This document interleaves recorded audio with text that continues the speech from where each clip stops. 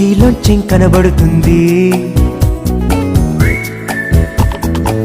గంటకి 70 మైళ్ళ వేగంతో ఈ లోకం పరిగెడుతుందండి.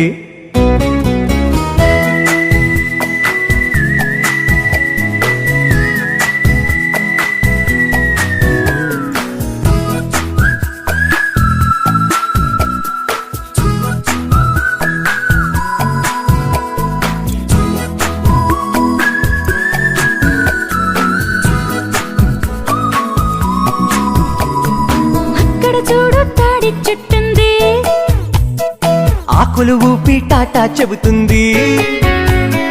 జాబిలి ఎందుకు వెంటే వస్తుంది, నీ పైన మనసై ఉంటుంది. పైకి కిందకి ఊగి